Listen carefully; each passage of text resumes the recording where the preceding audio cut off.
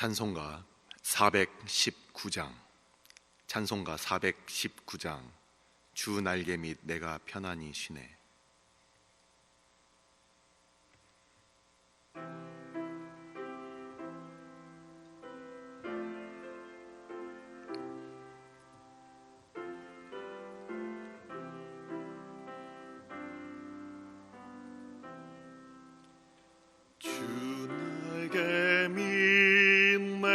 편안히 쉬네. 밤 깊고 비바람 불어쳐도 아버지께서 날 지켜주시니 거기서 편안히 쉬리로다. 주 날개 및 평안하다. 그 사랑 끈을 잡으뇨.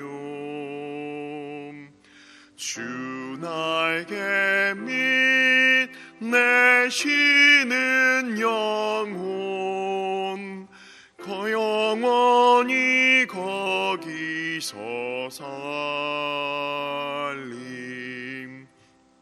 주 날개 및 나의 피난처 되니 거기서 쉬기를 원하노라.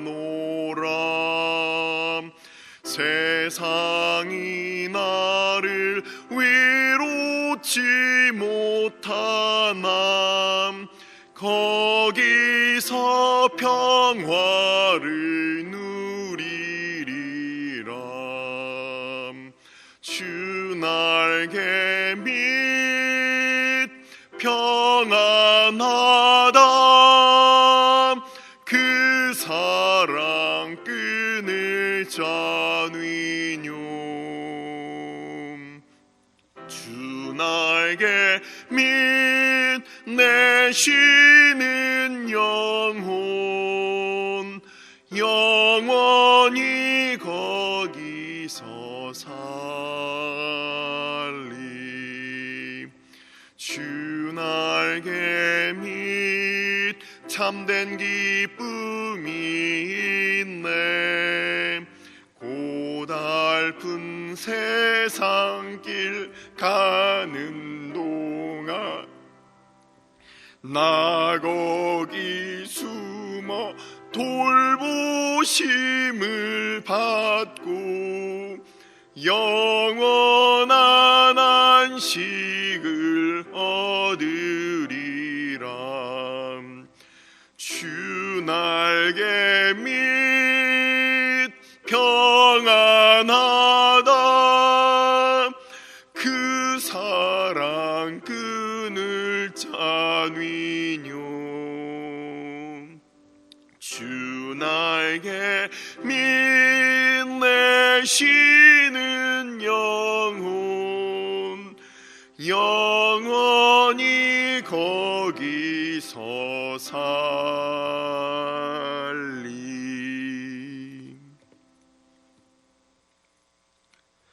오늘의 말씀은 사도행전 25장 1절부터 12절까지 말씀입니다. 사도행전 25장 1절부터 12절까지 말씀. 찾으시는 동안에 잠시 광고 드리도록 하겠습니다. 장례 광고입니다. 서북 14교구 갈마 1목장 황옥순 권사님께서 어제 저녁 하늘의 부르심을 받았습니다. 월요일 발인 예정이고 자세한 사항들은 또 차후에 광고 나가도록 하겠습니다. 황옥순 권사님께서 어제 저녁 소천하셨습니다. 사도행전 25장 1절부터 12절까지 말씀 다 같이 한 목소리로 합독하도록 하겠습니다. 베스도가 부임한 지 3일 후에 가이사랴에서 예루살렘으로 올라가니 대제사장들과 유대인 중 높은 사람들이 바울을 고소할세 베스도의 호의로 바울을 예루살렘으로 옮기기를 청하니 이는 길에 매복하였다가 그를 죽이고자 함이더라. 베스도가 대답하여 바울이 가이사랴에 구류된 것과 자기도 멀지 않아 떠나갈 것을 말하고 또 이르되 너희 중 유력한 자들은 나와 함께 내려가서 그 사람에게 만일 옳지 아니한 일이 있거든 고발하라 하니라. 베스도가 그들 가운데서 8일 혹은 10일을 지낸 후 가이사랴로 내려가서 이튿날 재판 자리에 앉고 바울을 데려오라 명하니 그가 나오매 예루살렘에서 내려온 유대인들이 둘러서서 여러 가지 중대한 사건으로 고발하되 능히 증거를 대지 못한지라. 바울이 변명하여 이르되 유대인의 율법이나 성전이나 가이사에게나 내가 도무지 죄를 범하지 아니하였노라 하니 베스도가 유대인의 마음을 얻고자 하여 바울더러 묻되 내가 예루살렘에 올라가서 이 사건에 대하여 내 앞에서 신문을 받으려느냐. 바울이 이르되 내가 가이사의 재판자리 앞에 섰으니 마땅히 거기서 신문을 받을 것이라.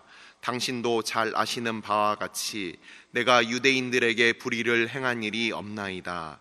만일 내가 불의를 행하여 무슨 죽을 죄 지었으면 죽기를 사양하지 아니할 것이나 만일 이 사람들이 나를 고발하는 것이 다 사실이 아니면 아무도 나를 그들에게 내어줄 수 없나이다.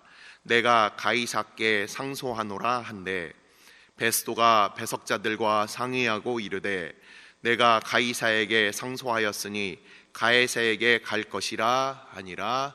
아멘. 축복하고 기도한 후에 말씀 보도록 하겠습니다.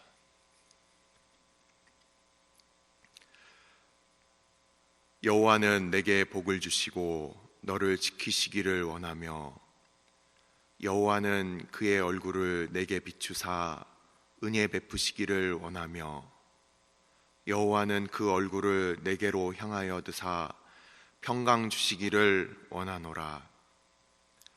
아버지, 세상에 쉴 곳이 없고 사람들과 환경들과 또 우리의 죄로 인하여 우리의 마음이 고단할 때 오직 주의 날개 아래 보호받기 위하여 아버지 앞에 나온 주의 백성들 주께서 품어주시고 은혜를 베풀어 주시고 세상이 줄 수 없는 평강을 허락하여 주옵소서.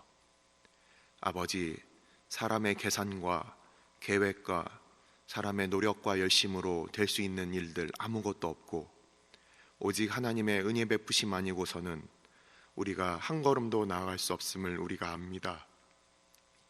아버지, 주께서 주의 백성들 가운데 오늘도 은혜를 베풀어 주시고 하나님과 함께 동행하는 우리들 다 되게 하여 주옵소서. 이 시간 말씀 앞에 나아갑니다. 성령 하나님께서 전하는 자와 듣는 자 가운데 오늘도 주인 되어 주옵소서. 이 모든 말씀 우리 주 예수 그리스도의 이름으로 감사하며 기도드리옵나이다. 아멘.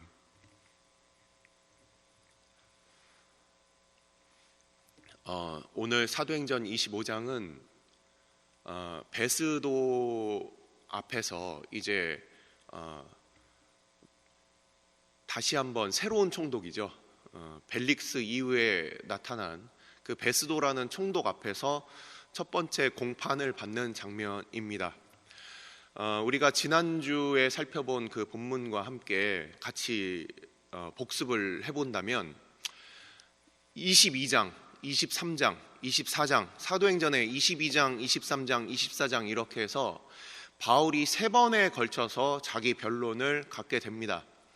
22장에서는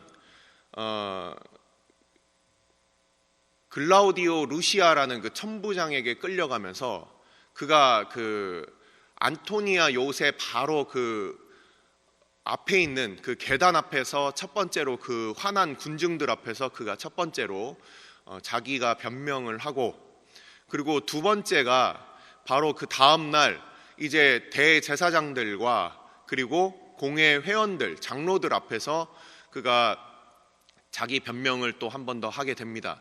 그것이 산헤드린 그 공회 앞에서 두 번째 변명을 하게 되고, 그리고 이제 산헤드린 공회에서 그 화가 난 그 공회가 마친 이후에 화가 난 유대인들이 바울을 죽이려고 했어요. 그래서 모의를 했습니다. 먹지도 않고, 바울 죽이기 전까지 먹지도 않겠다, 그렇게 작정한 사람들 40인의 결사대가 있었기 때문에 그것을 바울의 생질이 그 이야기, 그 모의를 듣고 그러고서 바울에게 이야기를 해주고, 바울이 다시금 그 천부장 루시아에게 이야기를 하고, 그리고 그를 가이사랴로 그렇게 호위를 해서 피신시키는 장면을 우리는 보았습니다. 그래서 이 얼마나 급박하게 그 일이 전개되었는가, 밤 9시 정도에 그 회의를 하고 그를 밤새 그렇게 호송을 하게 되는데, 그 호송하게 된 이유에 대해서는 잠시 후에 말씀을 드리겠습니다.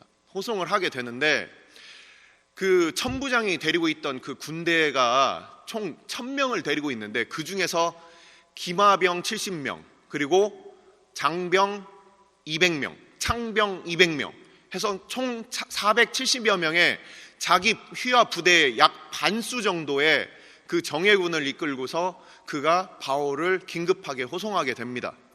그래서 가이사라라는 지역까지 그가 호송을 하게 됩니다.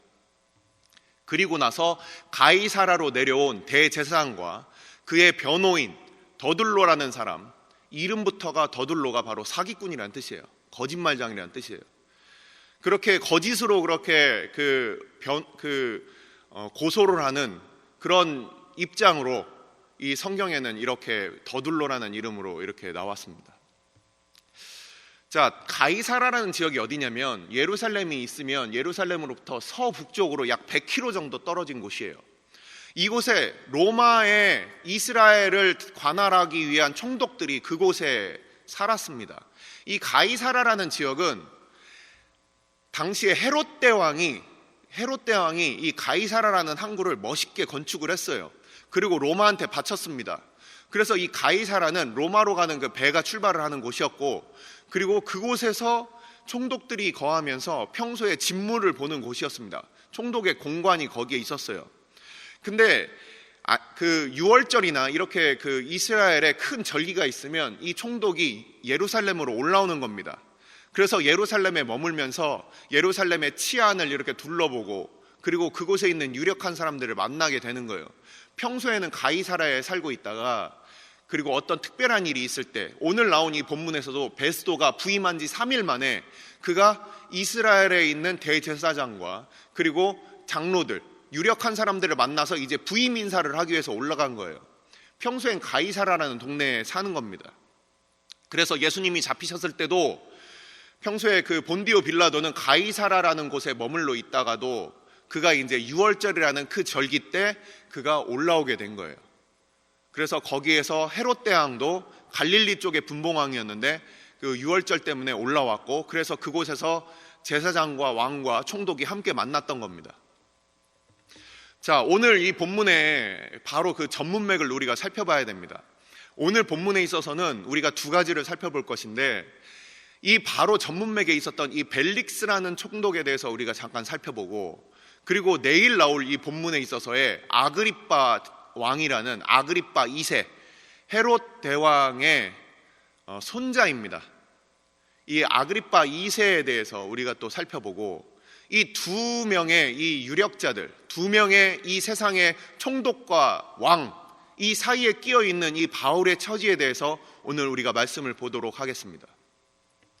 이 바울은 이 세 번째 그 총독 앞에서, 그 벨릭스 앞에서 그가 변호를 하고 자기 변호를 했는데, 실제 벨릭스가 봤을 때 큰 죄를 지은 게 아무것도 없는 거예요.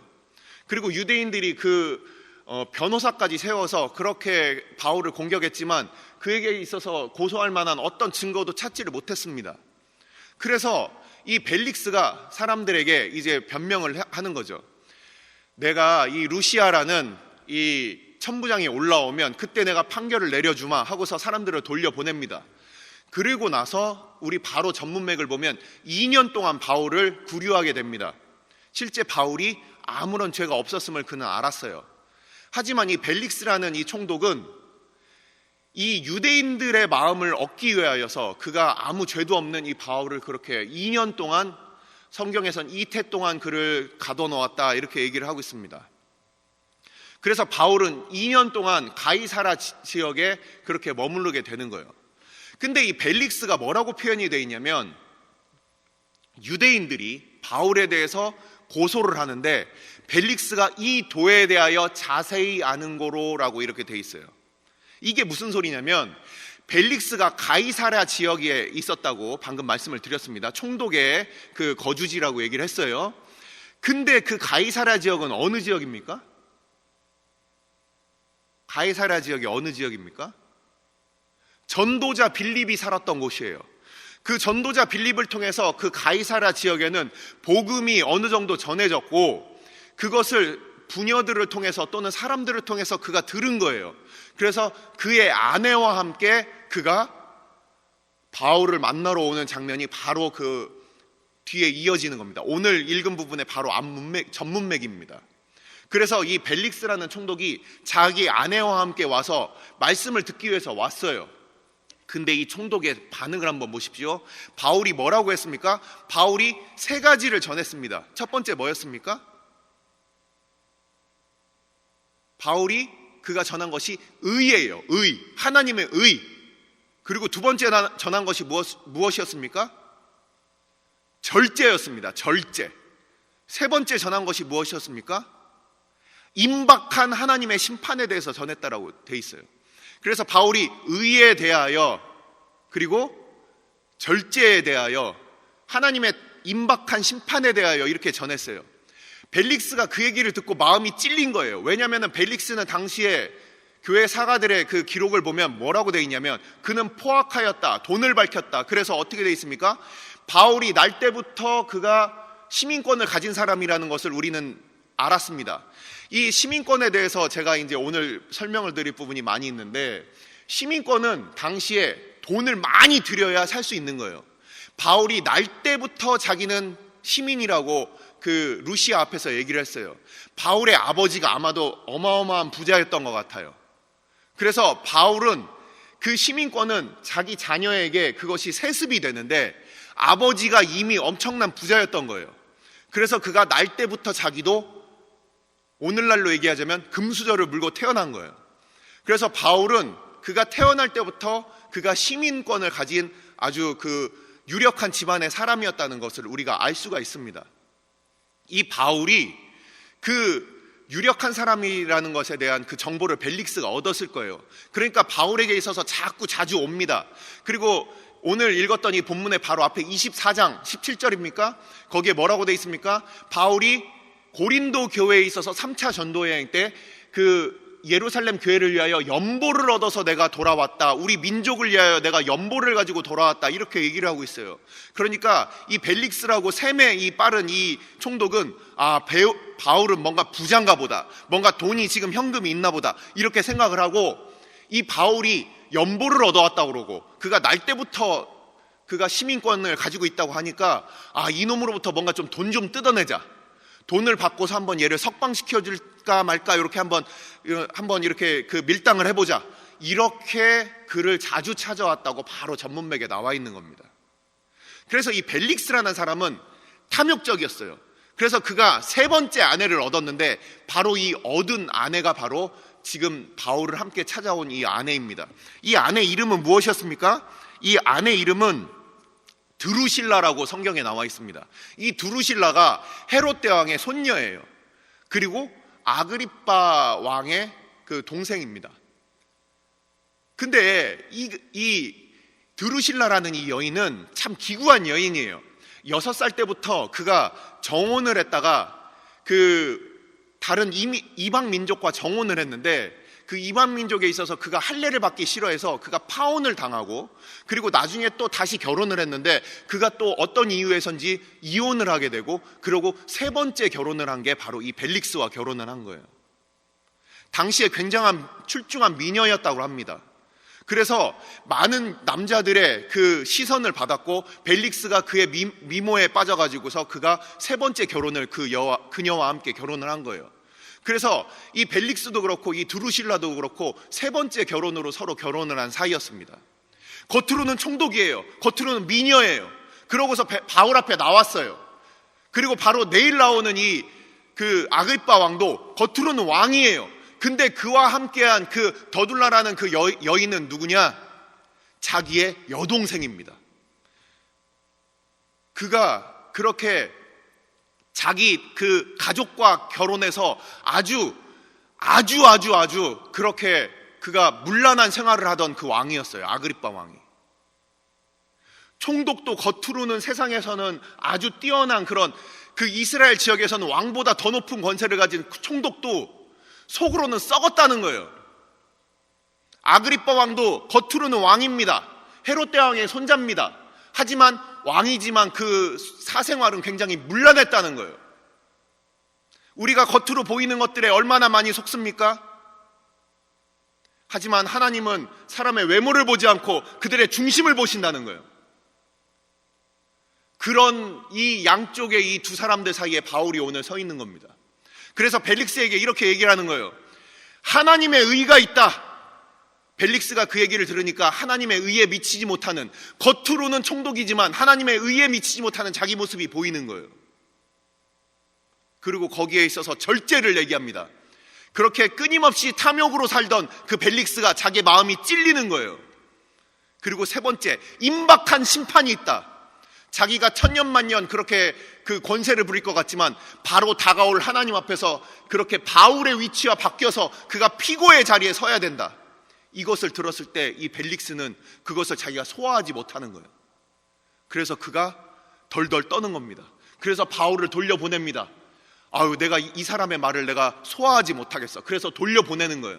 하나님의 복음을 들었을 때 많은 사람들이 야, 이거 내 마음을 쑤셔서 찌르는구나, 내 폐부를 쪼개는구나, 이런 생각을 들었을 때 사람들은 복음을 멀리하게 됩니다. 하나님께 돌아오지 못하고 자기의 그 구습에 젖어서 그냥 피해버리는 거예요.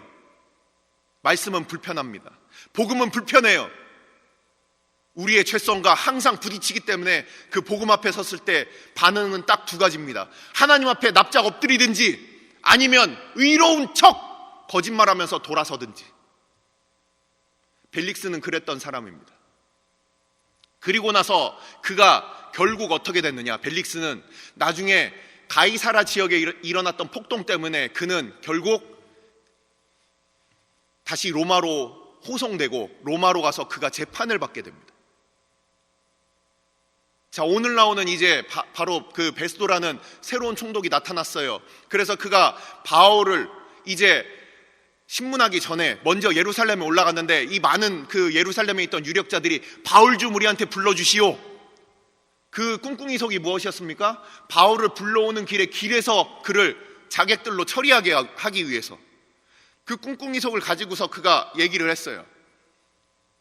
하지만 베스도는 거기에 말려들지 않습니다. 왜냐하면 이 바울이 갖고 있는 이 로마 시민권에 대해서 우리가 잠깐 이야기를 해야 됩니다. 로마 시민권은 어떤 것이냐? 오늘 나와 있는 이 11절 12절에 여러분들이 보시면 내가 가이사에게 상소하노라 이렇게 얘기를 하고 있어요. 이게 엄청난 힘과 파워를 가진 겁니다. 이게 뭐냐? 로마 시민권을 갖고 있으면 빌립보 교회의 사도행전 16장입니다. 여러분들 사도행전 16장을 다시 한번 보시면 빌립보 교회가 세워지고 그가 빌립보에 있을 때 거기에 그 관원들이 그를 데려다가 그를 때렸어요. 그래서 바울이 옥에 갇혔다가 풀려나는 장면을 우리가 압니다. 거기서 감옥문이 열리고 그리고서 옥중 간수가 하나님 앞에 돌아오는 사건 우린 기억합니다. 그때 바울이 다시 옥에 돌아와서 그들에게 얘기를 합니다. 너희들이 로마 사람을 재판도 안 하고서 나를 쳤냐? 로마 백성들은 재판 없이 맞지 않습니다. 채찍질을 맞지 않고, 채찍은 당시에 끝에 납을 달아가지고서 살을 찢기는 그런 고문이었어요. 그리고 십자가에 달려서도 죽지 않습니다. 로마 시민권은 그냥 깨끗하게 목 빼서 그냥 죽임을 당하는 거예요. 고통 가운데 죽이지 않아요. 이 로마의 시민권은 굉장한 힘을 가지고 있었습니다. 그래서 함부로 할 수가 없어요. 총독이라 할지라도. 그래서 이 하급 법원, 지금 총독 앞에 서 있습니다. 하급 법원에서 내가 마음에 안 든다, 나는 가이사에게 상소하겠소, 이렇게 얘기하면 이걸 정확하게 제가 원문을 직역을 하겠습니다. 가이사여, 내가 당신 앞에 서길 원합니다, 이렇게 얘기를 하는 거예요. 그러면 가이사여, 내가 당신 앞에 서길 원합니다, 이렇게 얘기하면 총독이라 할지라도 그를 무조건 로마로 보내야 돼요. 그렇게 권리가 보장되는 바로 그 신분이라는 겁니다. 근데 바울은 우리가 고린도서를 보면 유대인들에게 40에 하나 감한매를 5번이나 맞았다라고 얘기를 하고 있어요. 그의 모든 권리를 내려놓고 그가 유대인들 사이에서 매를 맞으면서 그가 복음을 전하는 거예요. 바울은 자기의 모든 권리를 내려놓고 그가 복음을 전했다는 겁니다. 이 복음을 전했던 이 바울에게 대하여 이 바울은 이제 그 베스도가 그를 함부로 했다가는 죽이면 큰일 난다, 이것을 알게 된 거예요.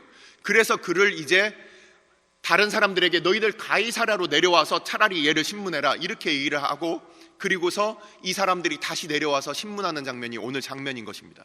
자, 말씀을 맺습니다. 바울은 이 가이사 앞에서 상소하겠다 이렇게 얘기를 함으로 인해서 결국 어떻게 됩니까? 로마로 이제 호송을 하게 돼서 그가 꿈꿔왔던 로마에 가서 복음을 전한 일에 대해서 그가 이제 그 첫 발을 이제 내딛게 됩니다. 벨릭스라는 그 탐욕스러운 인간으로, 그 총독으로부터 그가 2년 동안 그가 스톱을 당해요. 복음이 더 이상 전해지지 못하고 가이사라에 머무르게 돼요. 우리가 때로는 복음을 전하다가 막힐 수가 있습니다.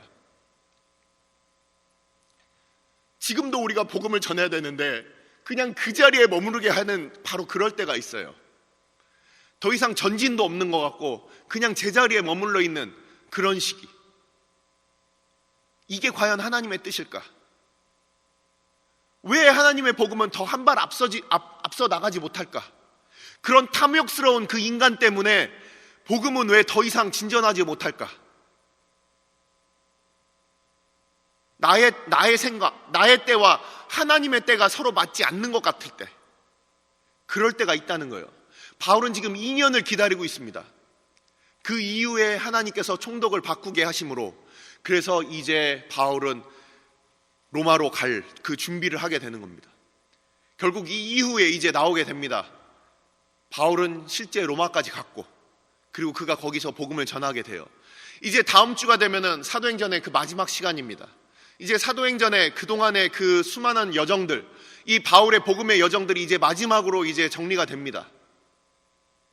자, 바울은 오늘 아까 말씀드렸듯이 가이사여, 내가 당신 앞에 서기를 원합니다, 이렇게 얘기하고 있는 바 이 뜻이 무엇이냐? 우리가 이 바울은 지금 보면은 아까 말씀드렸지만 그 유대인들에게서 매를 맞으면서 그가 자기의 권리를 주장하지 않으면서 그는 끊임없이 복음을 전하면서 다녔어요. 근데 이 한낱 로마 시민권도 황제여, 내가 당신 앞에 얼굴을 보기를 원합니다 하면은 그 바로 법정 앞에 서게 되는 거예요. 우리 그리스도인들은 아버지, 세상의 만유의 주제이신 아버지, 내가 오늘도 아버지 앞에 섭니다. 끊임없이 우리가 하나님 앞에 하소연하면서 우리가 서는 거예요. 우리의 기도의 자리는 바로 그런 자리입니다. 우리가 기도하는 이 자리는 세상 법정에 세상의 힘에 호소하는 자리가 아니라 우리는 하나님 나라의 시민권을 가진 하나님 나라의 시민입니다. 오늘도 우리에게 억울한 일이 있지요. 오늘도 우리가 이해할 수 없는 일이 있지요. 하지만 그것을 하나님, 내가 하나님 앞에 서겠습니다, 이렇게 기도하는 사람들이 바로 우리라는 거예요. 우리는 가이사라의 법정에 이 세상의 권력에 호소하는 사람들이 아니고 바울과 같이 그렇기 때문에 자기의 권리를 다 내려놓고 하나님의 법정 앞에 호소하는 사람들이에요. 하나님, 오늘도 우리가 이 세상의 총독과 왕 앞에 그렇게 그들이 우리를 괴롭히지만 우리는 하나님의 법정 앞에 섭니다. 하나님, 우리의 간구를 들어주십시오. 기도하겠습니다.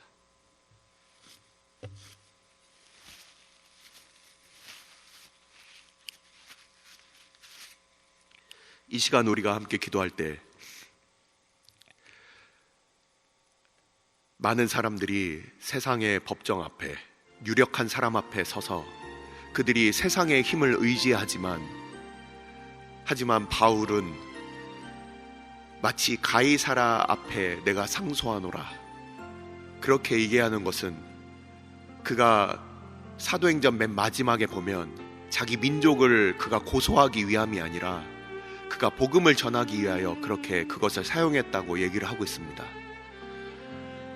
우리가 늘 40에 하나 감한 매를 5번씩 맞아도 이 세상의 힘과 내가 갖고 있는 로마 시민권에 우리가 호소하는 것이 아니라 우리는 하나님 나라의 시민권을 가진 사람이고 하나님의 법정 앞에, 우리의 왕 되신 주님 앞에 늘 우리의 문제를 가지고 나아가는, 우리의 문제를 하나님, 온 세상의 주제이신 우리 주님 앞에 호소하는 사람들인 것입니다. 우리가 오늘도 하나님 앞에 기도하기 위하여 나왔습니다. 그것은 나의 생각, 나의 힘을 키우기 위해서가 아니라 오직 하나님의 왕되심 앞에 그것을 내려놓는 시간인 것이죠. 우리가 이 시간 기도하실 때 하나님, 이 모든 것들 하나님 앞에 내려놓습니다. 왕이신 하나님, 하나님께서 다스려 주옵소서, 주관하여 주옵소서. 우리가 세상에 호소하지 아니하고 오직 나의 왕 되신 하나님께만 호소합니다. 하나님, 주의 얼굴 앞에 호소하는 이 호소 들어주시고 주께서 선악간에 심판하여 주옵소서. 이 시간 하나님 앞에만 우리가 오직 나아가길 원합니다. 함께 기도하도록 하겠습니다. 아버지께서 우리들 가운데 은혜를 베풀어 주시고 가이사 앞에 호소하는 자들이 아니라 하나님의 말씀 앞에, 주의 권세 앞에, 하나님의 왕되심 앞에 나아가는 주의 백성들 오늘도 기억하여 주옵소서. 아버지께서 저희를 불쌍히 여겨주시고 저희를 인도하여 주옵소서. 세상의 법적 앞에 우리가 호소하는 자들이 아니라 세상에 힘 있는 자들 앞에 나아가서 우리의 뒤를 봐달라고 우리가 부탁하는 자들이 아니라 온 세상 만물의 주인이신 하나님 앞에 우리의 문제와 우리의 마음을 하나님 앞에 내려놓고 하나님 다스려 주옵소서, 하나님 주관하여 주옵소서, 하나님만 선악간에 심판하여 주옵소서, 하나님만 이 모든 문제의 왕이 되어 주옵소서. 그렇게 하나님 앞에 호소하는 주의 백성들의 호소를 오늘도 들어주시며 하나님, 우리가 우리의 생각과 우리의 뜻대로 사는 자들이 아니라 우리가 천국의 시민으로 하나님 나라의 시민권을 가진 주의 백성으로 우리가 그 권세 가운데 살게 하여 주옵소서.